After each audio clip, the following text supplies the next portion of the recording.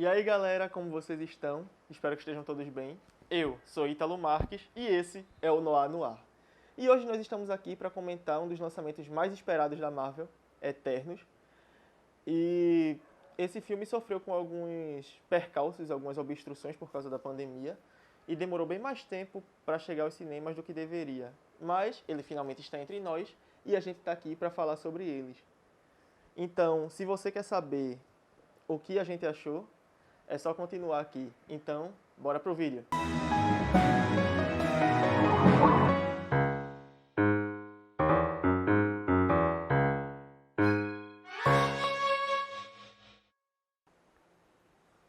Então, antes de qualquer coisa, eu tenho que pedir para vocês se inscreverem aqui no nosso canal, de preferência agora.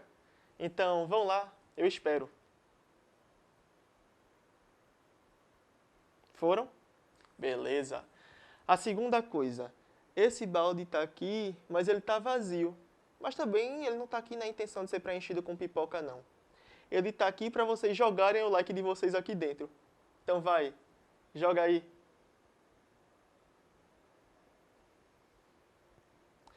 Bom, agora que o jabá está feito, vamos ao que interessa. Eternos é o novo filme da Marvel, que vem para introduzir 10 novos personagens nesse grande arco que vem se formando ao longo dos últimos anos. E eu tenho que admitir que quando anunciaram esse filme, eu fiquei receoso. Porque é um filme só para introduzir 10 personagens novos que ninguém nunca viu. E talvez nunca tenha ouvido falar, pelo menos a maioria, porque até anunciarem Eternos, ninguém sabia quem eram os Eternos. Mas eu achei melhor deixar no benefício da dúvida, porque eu não sabia como eles iriam fazer isso, né? Mas quando eles anunciaram que Chloe Zhao estava assumindo a direção do filme, eu fiquei, uau, realmente eles estão pensando em novas propostas, em novas formas de contar as histórias deles. Porque, para quem não sabe, Chloe Zhao foi vencedora do Oscar nesse ano, por Nomadland. E pegando esse filme com o que a Marvel é acostumada a apresentar pra gente, a diferença entre a estética dela e o que a gente está acostumado a ver na Marvel. Então eu fiquei, vai vir inovação aí. As primeiras impressões do filme lá fora não foram tão boas assim, porque o Rotten Tomatoes colocou uma porcentagem lá que é uma das mais baixas que a Marvel já teve. E isso me fez levantar vários questionamentos. A maioria deles foi embasado no fato de que era um filme para apresentar personagens novos e talvez eles tivessem pecado nisso. Porque apesar de ser um filme longo, 2 horas e 37, se eles tivessem tentado desenvolver cada personagem individualmente, eles não teriam conseguido fazer um bom filme. E eu fiquei com isso na cabeça e eu achei que isso tinha sido o grande erro do filme. E também tiveram outras situações polêmicas, como ele ter sido classificado para maiores de 18 anos na Rússia e não ter sido aprovado para ser transmitido em outros países. Então, fiquei com aquela pulga atrás da orelha. Mas aí, quando eu fui para o cinema, eu me surpreendi. A crítica estava certa em falar que o filme é ruim? A resposta é um sonoro e claro não. O filme é bom e o que ocasionou toda essa sabotagem é o fato de que as pessoas confundem discordância com desrespeito. Você tem todo o direito de discordar daquilo que não convém a você, mas você é obrigado a respeitar. E esse foi o grande problema em relação a toda essa carga negativa que o filme recebeu. Porque as pessoas não conseguem entender que existem outras pessoas com outras vivências, com outras histórias, vivendo no mesmo mundo que elas. Então elas querem ser representadas e é isso. Eternos vem para introduzir os 10 personagens que compõem a ordem que leva o título do filme, que são Ajak, Cersei, Ikaris, Makari, Druig, Gilgamesh, Phastos, Sprite, Kingo e Tena. Eles são seres celestiais que vieram à Terra enviados por uma divindade chamada Arishem, com o intuito de proteger a humanidade dos deviantes. Os deviantes são criaturas alienígenas que têm como função serem os predadores dos predadores que já existiam no planeta. Ou seja, eles comem aquilo que poderia comer os humanos, para que assim a humanidade possa avançar. É como se fosse uma cadeia alimentar muito bem estruturada e pensada para o avanço da humanidade. Só que depois que os deviantes comem os predadores, eles precisam continuar se alimentando, então eles se tornam uma ameaça para os humanos. E é aí que os Eternos entram. Eles vêm para a Terra para exterminar os deviantes. É a única função deles. E eles têm uma regra muito clara. Eles não podem interferir nos conflitos da humanidade entre si, em guerras, em discordâncias, em brigas pequenas, em qualquer tipo de conflito que diga respeito a humanos versus humanos. Eles só podem se interferir nos conflitos com deviantes. E eles vêm à Terra para isso e para auxiliar aqui e ali no avanço da humanidade, de vez em quando no decorrer da história, visto que eles são seres imortais. Então, é isso que eles fazem. A cena de abertura do filme é eles lutando contra um deviante. É uma cena muito bonita, muito bem feita, diga-se de passagem, onde eles protegem, eles têm contato com o que parece ser os primeiros resquícios de civilização, e eles ajudam no avanço disso. E aí eles vão vivendo no decorrer da história entre os povos, de certa forma sem interferir, mas também não escondendo totalmente aquilo que eles são capazes de fazer. De forma que eles conseguem contribuir para o avanço, mas não facilitar muito as coisas a ponto de ser considerada uma interferência. E a gente vê eles na construção de um futuro para a humanidade. Entre eles, a gente vê logo de início um protagonismo imposto a Cersei e Ikaris, que eles são os protagonistas entre os protagonistas, digamos assim. E são também os protagonistas da primeira cena de sexo no filme da Marvel. O que causou certa polêmica, mas que, ao meu ver, foi totalmente desnecessária, porque não tem nada demais. Achei a cena até poética, suave, de muito bom gosto, bem dirigida. E nada vulgar. Se você está indo para o cinema esperando uma coisa nível Game of Thrones, Elite ou Verdades Secretas, nem vá. Porque tá bem mais light do que isso. Então não entendo para que tanto rebuliço em torno desse assunto. E a gente segue tendo vislumbres dos Eternos no decorrer das eras, coexistindo com os humanos, com os mortais. E até que chega um ponto em que está havendo um confronto entre humanos, e é quando é revelado também que Tena possui o Meduary, que é tipo um problema, como se fosse uma falha na Matrix, que ela tem uma personalidade instável em que ataca os companheiros dela, sem ter consciência do que ela está fazendo. E isso acaba gerando problemas, porque ela fere Fastos e ela quase mata Makkari. Então, quando eles conseguem conter esse problema, a Jaque diz que é melhor eles resetarem a memória dela, porque ela está se tornando um perigo para o grupo. E isso acaba meio que gerando uma discordância ali entre eles, principalmente da parte de Druig, porque ele vê os humanos em conflito e ele quer interferir. Cada Eterno tem um poder específico e o dele é esse. E ele sabe que se ele pode interferir no confronto dos humanos e manipular eles, ele pode estabelecer a paz. E ele não concorda com o fato de que ele não pode fazer isso, porque ele pode ajudar. E aí ele levanta o questionamento que acho que me fez considerar ele como um dos meus personagens favoritos do filme. Ele fala para a Jaque que ela simplesmente não sabe como é conviver por vários séculos com as pessoas e saber que pode ajudar elas a manter a paz e não poder fazer isso. Isso deixou ele com sequelas que ela jamais vai entender. E tem um fundo de verdade nisso, se você for parar para pensar. Então, o que ele faz? Ele faz com que as pessoas do lugar onde eles estão seguirem ele, através de manipulação. e desliga do grupo. Gilgamesh interfere por Tena, dizendo que eles não precisam apagar a memória dele porque ele vai cuidar dela. E dessa forma o grupo opta por se fragmentar e cada um seguir para um lugar, viver vidas separadas.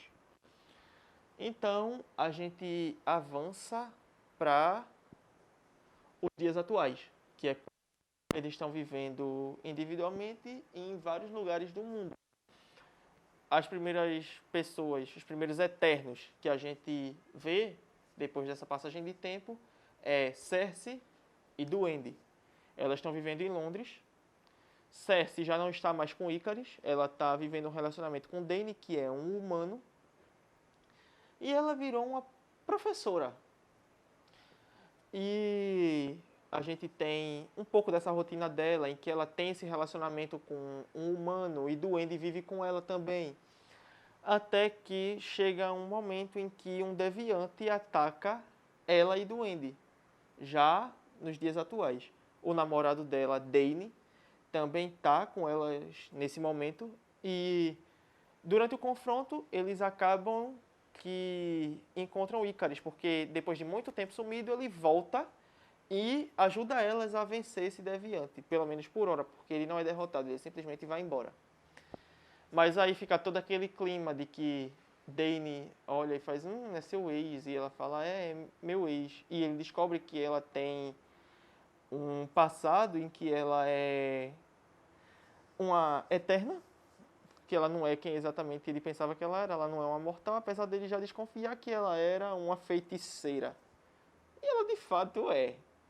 Não exatamente, mas se enquadra nisso aí. Então ela fala para ele que ela precisa seguir com Icarus para encontrar os outros, para saber o que está acontecendo, porque os deviantes retornaram.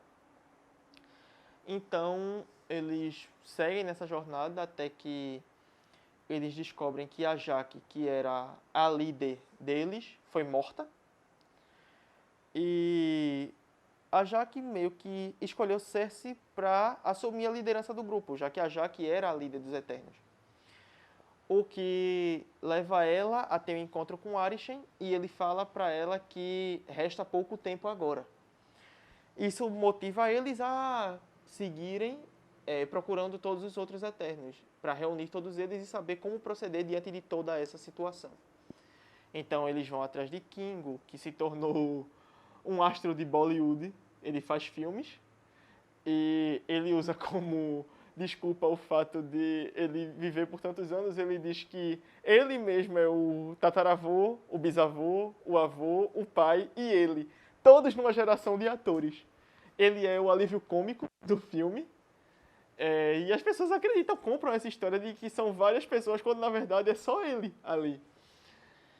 E Fastos, logo em seguida, porque ele tem problemas muito sérios com relação ao fato dele ter dado as costas ao passado dele, porque Fastos manipula a tecnologia e ele meio que auxilia a humanidade nos avanços tecnológicos.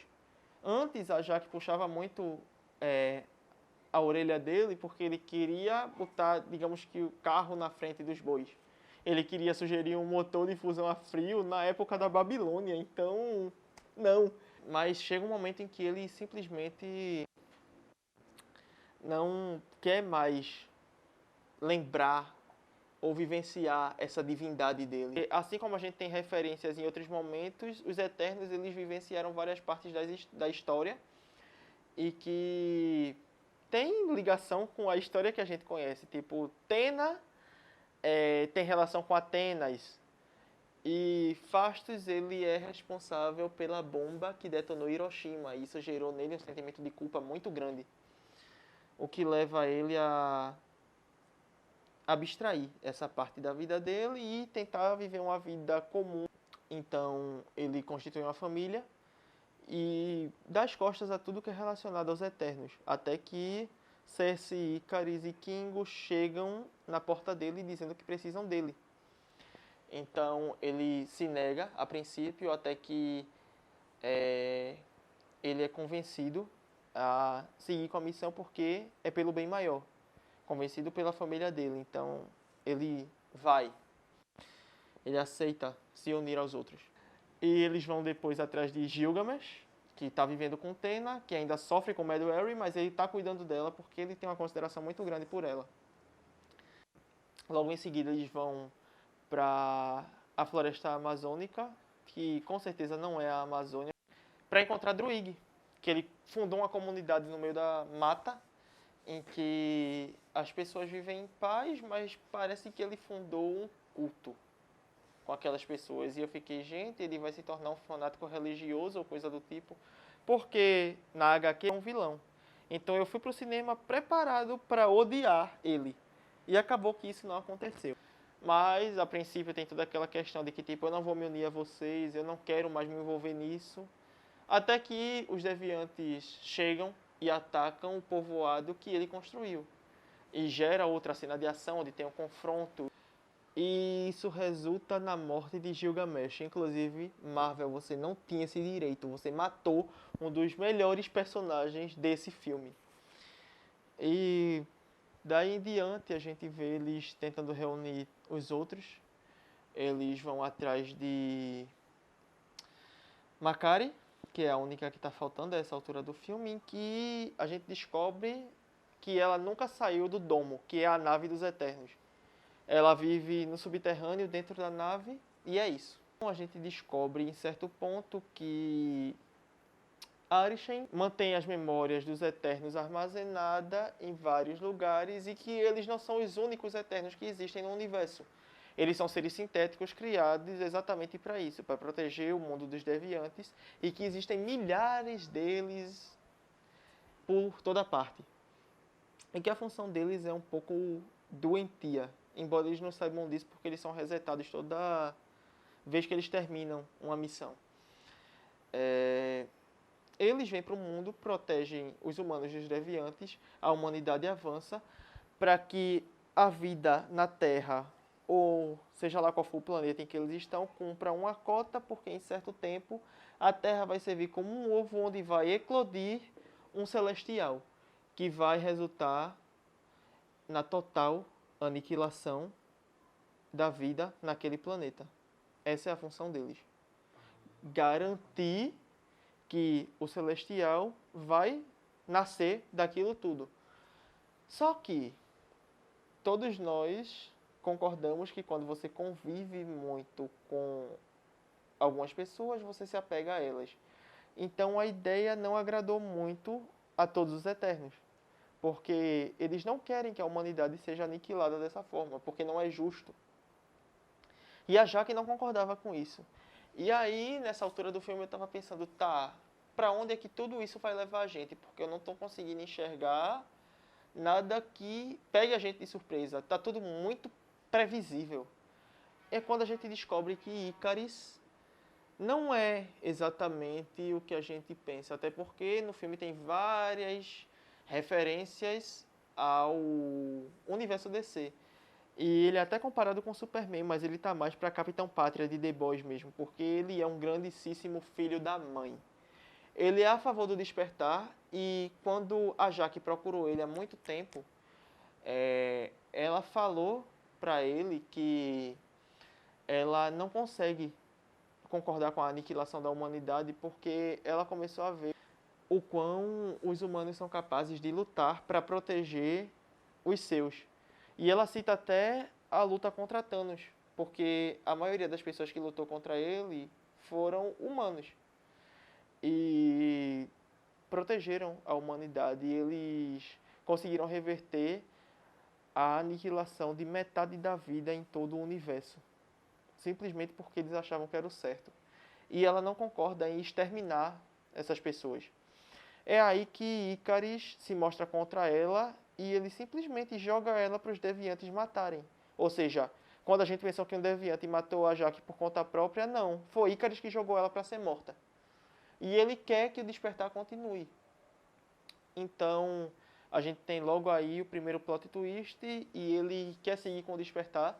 Cersei, como a nova líder, não concorda com isso. Ela quer proteger a humanidade, e tem pessoas que concordam com ela, tem pessoas que não concordam com ela e concordam com Icaris, que no caso é só duende, e nem é porque ela quer que a humanidade seja aniquilada, é porque ela sempre foi apaixonada por Icaris e ela é muito trouxa. Os outros meio que ficam do lado de Cersei e Kingo se abstém. Ele diz, olha, eu não quero desagradar nem um lado nem o outro, eu vou simplesmente me abster disso. Ele pega o mordomo dele, que é até chamado de Alfred em algum momento do filme, e leva embora. Ele não quer se envolver nessa briga. E tudo bem, as pessoas têm direito a não querer se envolver em discordâncias. Eu achei até um ponto bem positivo no filme em relação a isso. Claro que, conhecendo a fórmula da Marvel, eu achei que em algum momento ele ia reaparecer lutando, mas não veio, e de qualquer forma eu achei bom essa decisão dele. Então, Icaris segue adiante para tentar levar adiante e despertar. Makkari já descobriu onde vai acontecer a essa altura do filme, porque o poder dela é super velocidade, então ela girou o planeta todo para procurar onde é que ia acontecer essa ascensão do Celestial que ia brotar do meio do planeta. E Icaris vai para lá com Duende, enquanto o resto tenta se juntar para fundar a Unimente, que é como se fosse o Megazord dos Eternos, para lutar contra Icaris e contra Tiamut, que é o celestial que vai surgir do meio do planeta.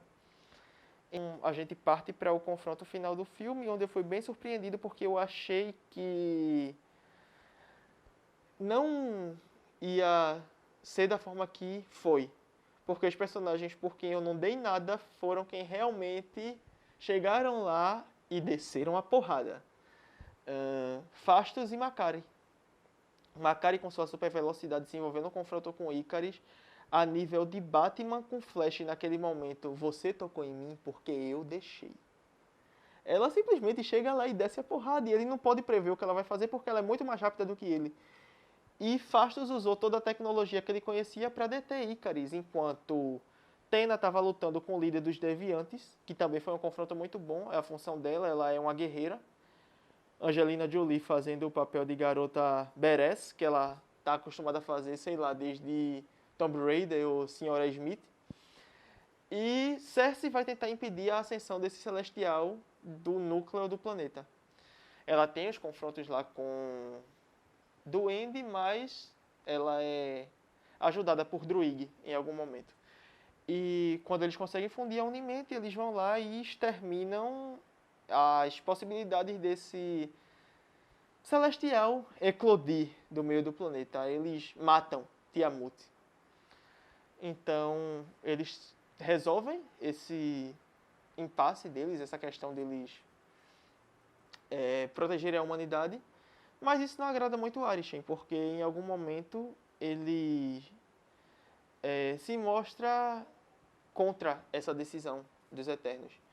Duende, que sempre teve uma questão dela de querer crescer, porque ela foi moldada numa aparência de criança, ela não foi moldada como os outros Eternos, que parecem adultos, ela tem um problema de aceitação, então eles concordam em usar todas as forças da Unimente que restou para tornar ela mortal, que é o desejo dela. E ela vai estudar, vai crescer e vai viver uma vida comum como uma humana.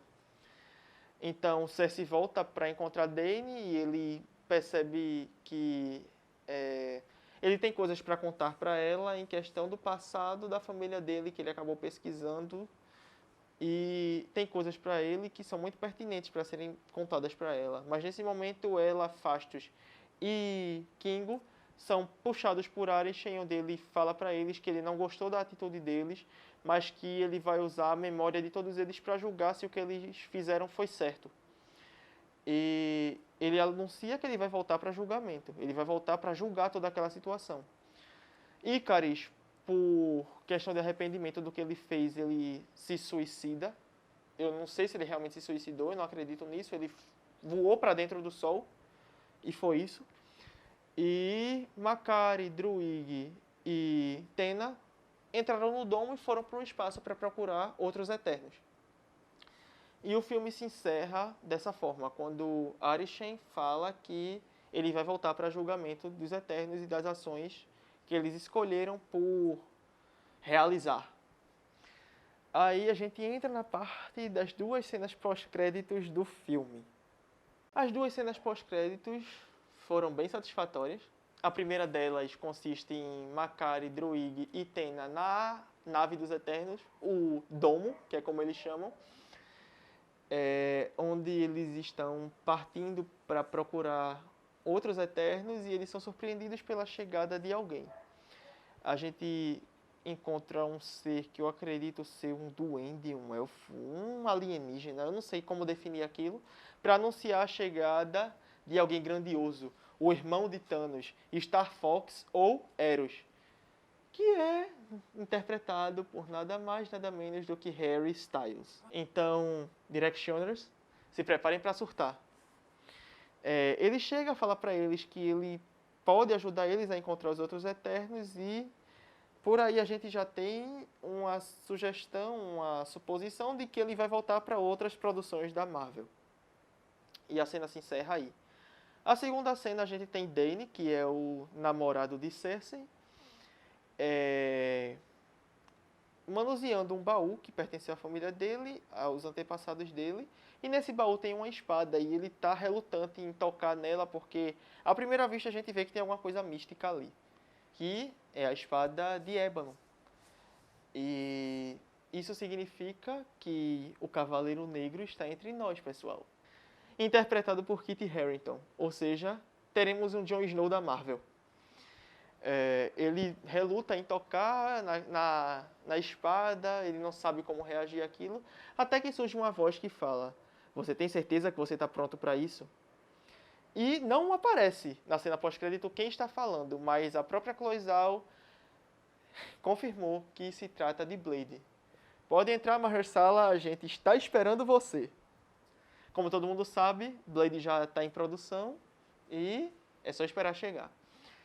E a cena se encerra dessa forma. Chloe Zhao foi excelente na direção desse filme. A gente tem uma fotografia deslumbrante, cenários muito bonitos que fogem do eixo de grandes cidades. A gente tem a mais variada gama de cenários num filme da Marvel nesse filme aqui. A gente tem cenas de ação muito bem orquestradas e uma direção primorosa em todos os aspectos. Nas atuações eu posso dizer que ninguém esteve fora do tom. Todos os atores funcionaram como uma unidade e talvez esse seja o grande ponto forte desse filme aqui, porque se fossem tentar desenvolver eles individualmente, talvez não desse tão certo. Então optaram por desenvolver eles como uma única coisa. Dentro do desenvolvimento do enredo principal, eles foram delimitando todo o código de ética, todas as cicatrizes e todos os problemas que cada um dos personagens tem. E isso serviu para desenvolver eles de forma muito eficiente. A gente tem algumas ressalvas para a química entre Cersei e Ikaris, até ele se mostrar quem ele realmente é.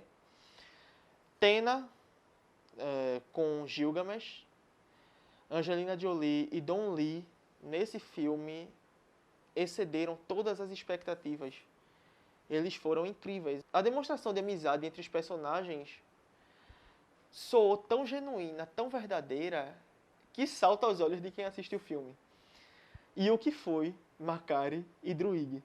O casal que eu não sabia que precisava, eles se comunicando, eles conversando entre si, ela surda, e ele lá falando linguagem de sinais, perguntando se ela sentiu falta dele todos esses anos.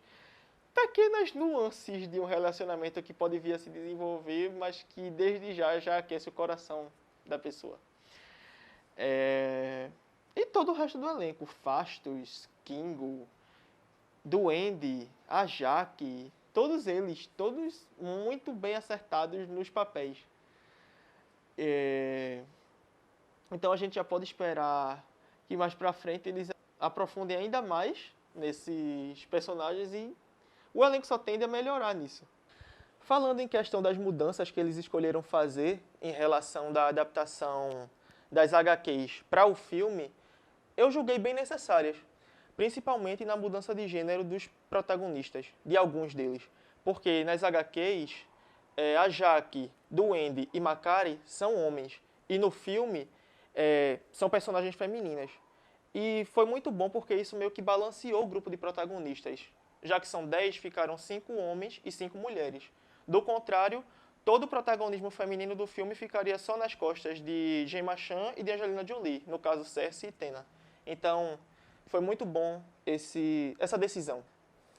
E também a diversidade do elenco, né? Porque nós temos personagens negros, surdos, indianos, asiáticos, que não têm o padrão corporal de um herói que as pessoas estavam acostumadas a ver. Então, tem toda uma gama de pessoas diferentes no seu tipo físico, na sua aparência. E isso é muito bom porque a gente está vendo a Marvel se esforçando para englobar a realidade de muita gente no universo dela. E isso é notável. Também uma salva para Chloe Zhao ter chegado estabelecendo um acordo de paz entre Marvetes e DC-nautas, porque ela botou referências a DC no filme e também admitiu publicamente que ela gosta muito do personagem do Superman e que se inspirou nele para construir Icarus no filme. Então isso fez com que os DC-nautas admitissem respeito por ela e fossem ver o filme. Acho que Eternos foi o primeiro filme da Marvel que eu não vi nenhum DC-nauta tentar detonar. Só a crítica mesmo, por questões que a gente já comentou. É isso. Essas são as minhas impressões sobre Eternos. Se você assistiu, comenta aqui embaixo o que você achou. Se você não assistiu, eu espero que não tenha chegado até aqui, porque esse vídeo teve um monte de spoilers. E eu quero agradecer a você que nos assistiu até aqui. E, mais uma vez, quem não deu like no vídeo, dê like. Quem não se inscreveu, se inscreva. E voltem aqui para a próxima. Nos sigam no nosso Instagram. É isso e tchau!